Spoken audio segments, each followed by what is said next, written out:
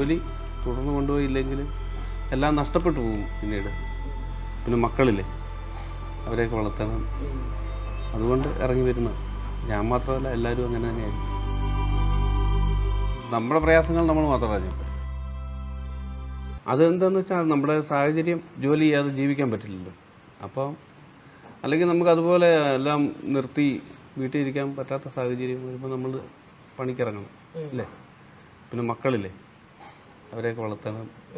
അപ്പം അതുകൊണ്ടൊക്കെ നമ്മൾ നമ്മുടെ പ്രയാസങ്ങൾ നമ്മൾ മാത്രം അറിഞ്ഞപ്പോൾ അപ്പം നമ്മുടെ ജോലി തുടർന്ന് കൊണ്ടുപോയില്ലെങ്കിൽ എല്ലാം നഷ്ടപ്പെട്ടു പോകും. പിന്നീട് അതുകൊണ്ട് ഇറങ്ങി വരുന്നത്. ഞാൻ മാത്രമല്ല, എല്ലാവരും അങ്ങനെ തന്നെയായിരിക്കും അല്ലേ. അതെ.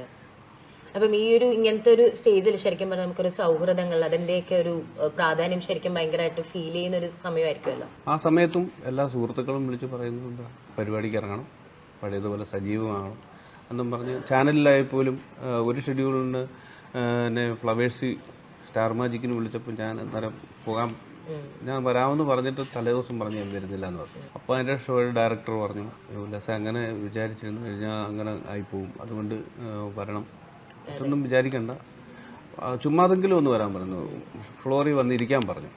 അങ്ങനെയൊക്കെ വരെ സപ്പോർട്ട് ചെയ്ത് പിന്നെ അടുത്ത ഷെഡ്യൂളിലോട്ട് ഞാൻ പോയി. അല്ല, നമുക്കും കാണുമ്പോൾ അതാ സന്തോഷം. അതെ, ഈ പറഞ്ഞ ഞാൻ ഈ ആ സംഭവത്തിന് ശേഷം ആദ്യമായിട്ട് പോയ സ്റ്റേജാണ് ആ മസ്കറ്റ്. അപ്പോൾ ഒരുപാട് നമ്മൾ മാനസിക സമ്മർദ്ദത്തിൽ നിന്നിട്ടാണ് എന്തുവാകും ഇങ്ങനെ നിന്നിട്ടാണ് ആ ഷോ ചെയ്തത്.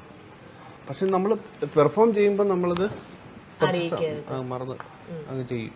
ആളുകൾ പൊതുവെ ഇൻസെൻസിറ്റീവ് ആണ് എന്ന് തോന്നാറുണ്ട് ഈ ആർട്ടിസ്റ്റുകൾ. ഇപ്പം നമ്മളിപ്പോ ആർട്ടിസ്റ്റിന്റെ ഒരു മാനസികാവസ്ഥ അല്ലെങ്കിൽ ഒന്നിനും ചിന്തിക്കാതെ ആളുകൾക്ക് എന്തും പറയാം എന്നുള്ള ഒരു സ്റ്റേജിലേക്ക് ഇപ്പൊ മാറുന്നതായിട്ട് തോന്നുന്നുണ്ടോ? ഉണ്ട്, അങ്ങനെയുള്ള ആളുകളുണ്ട്. പക്ഷെ നമുക്ക് തിരിച്ച് ഒരു ആർട്ടിസ്റ്റിനെ സംബന്ധിച്ചിടത്തോളം തിരിച്ചൊരെണ്ണത്തിനും അഭിപ്രായം പറയാനുള്ള സ്വാതന്ത്ര്യം ഇല്ലാത്ത സ്പേസ് കിട്ടുന്നില്ല. അല്ലെങ്കിൽ നമുക്ക് പറയാനുള്ളത് നമ്മൾ പറയത്തില്ല. പറഞ്ഞാൽ രണ്ട് രീതിയിലെടുക്കും. യഥാർത്ഥ നമ്മൾ പറയുന്നതിനെ പൊതുവെ വളച്ചൊടിക്കപ്പെടുന്നു എന്നുള്ള ഒരു രീതിയിൽ അല്ലെ. ശരിക്കും വളരെ അൺഫോർച്ചുനേറ്റ് ആയിട്ടുള്ള ഒരു ഇവന്റ് ആണ് ഇപ്പൊ വന്നത് അല്ലെ നമ്മുടെ സുബി ചേച്ചി. ഇപ്പൊ എനിക്ക് തോന്നുന്നു ലേഡീസിൽ നമുക്ക് പറയാൻ ഭയങ്കര ഉർവിച്ച ചേച്ചി എന്നൊക്കെ പറയാവുന്ന പോലെ അത്രയും കാലിബർ തന്നെ ഉള്ള ഒരു ആളാണ് ചേച്ചി, കൽപ്പന ചേച്ചി.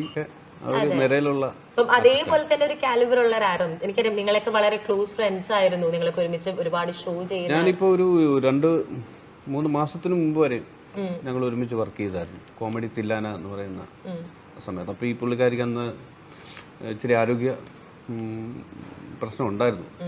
AC ഫ്ലോറിലൊക്കെ നിൽക്കുമ്പോഴേ ഈ കോവിഡ് 2 തവണ വന്ന് ഈ ശ്വാസം മുട്ടൽ പോലൊക്കെ ഇടയ്ക്കിടയ്ക്കൊക്കെ വന്നു.